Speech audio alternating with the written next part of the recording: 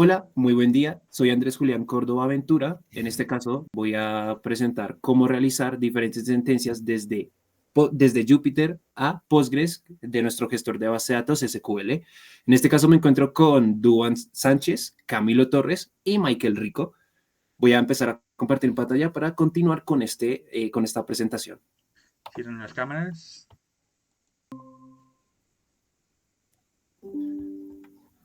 ¿Listo? Actualmente nos encontramos en Júpiter para poder continuar con esta presentación. Entonces, comenzamos colocando o instalando por medio de pip install nuestra dependencia que sería PSI COPG2. Esta nos va a ayudar a realizar todas las sentencias y enviarlas a Postgres.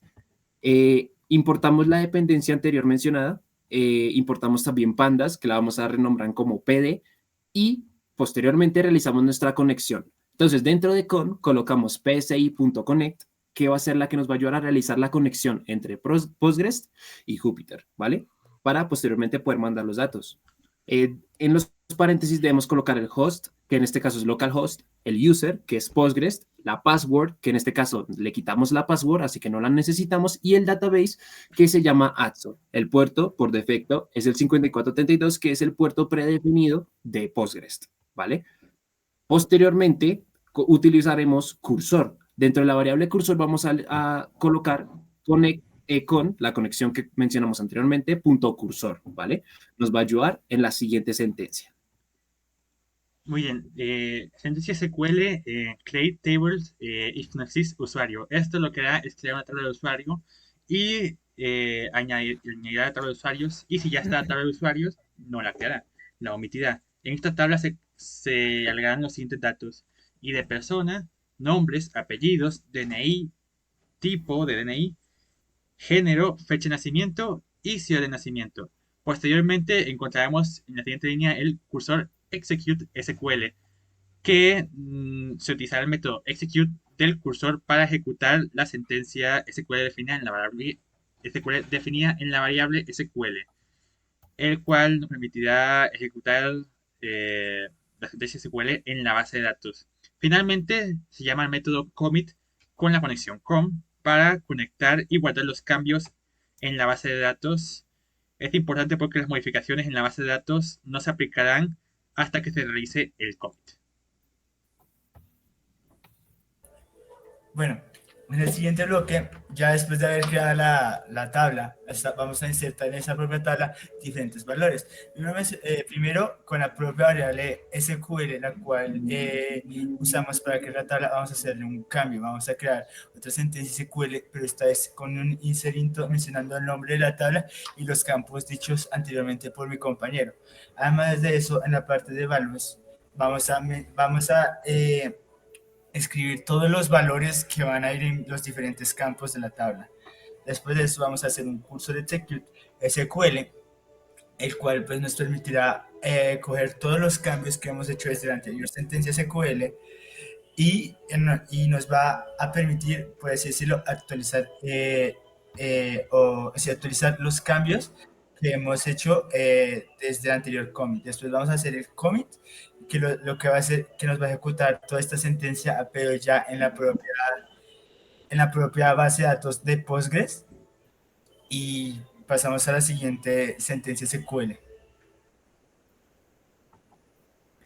En la siguiente celda de código, a la variable SQL, le vamos a asignar una sentencia de actualización. Comenzamos con update y le señalamos que este se hará en la tabla usuario. Después de set, le indicaremos que en los campos nombres y apellidos se pondrán unos valores. En el campo nombres se pondrá GC Sans. En el campo de apellidos se le establecerá omega. Estos valores serán actualizados en todos los campos de la tabla a menos que le pongamos una condicional. Ahí es donde entra la cláusula where, ya que le indicamos que en el ID persona solamente se actualizarán estos cambios en el ID que sea escrito en ID persona. Esta variable SQL con la sentencia se pasará como parámetro al método execute de nuestro cursor, el cual se encargará de enviarlo a la base de datos y con la conexión .commit se efectuarán estos cambios en la base de datos. Finalmente, con la última celda, lo que vamos a hacer es eliminar el registro de la tabla de usuarios que tenga el ID de persona 1, 2, 3, 4, 5, 6, 7, 8.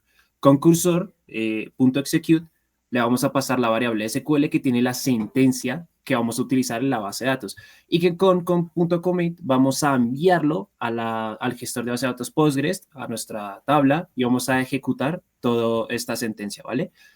Y finalmente finalizamos y cerramos la conexión en Postgres SQL, ¿vale? Entonces vamos a ejecutar todo esto, vamos a ejecutar toda nuestra sentencia, vamos a darle a este botón, vamos a darle a restar y volver a iniciar todas las celdas, vamos a darle clic y vamos a esperar un poco a que se realice todas estas sentencias que estábamos haciendo aquí. Y finalmente nos vamos a Postgres, le damos Select All from usuario, damos a este botón y finalmente tenemos un nuevo registro. Recordemos que anteriormente en nuestras sentencias de SQL teníamos dos registros, en este caso uno con el ID es 1, 2, 3, 4, 5, 6, 7, 8 y uno con 1, 2, 3, 9, 5, 6, 7, 8. En este caso, el que se ejecutó fue 1, 2, 3, 9, 5, 6, 7, 8. ¿Por qué? Porque el que tenía 1, 2, 3, 4, 5, 6, 7, 8 se eliminó en la última sentencia delete, que lo ejecutamos acá, 1, 2, 3, 4, 5, 6, 7, 8, ¿vale? Acá estaría. Y ya. Muy bien. Para finalizar, muchas gracias a todos nuestros compañeros por estar aquí. Muchas gracias. Esperemos que el siguiente video, pues, o la siguiente vez que nos encontremos sea mejor. Muchas gracias a todos. Por favor, despídense. Chao. Hasta una próxima Ya, oportunidad. hasta la próxima. Bueno, hasta la próxima. Fin de la grabación.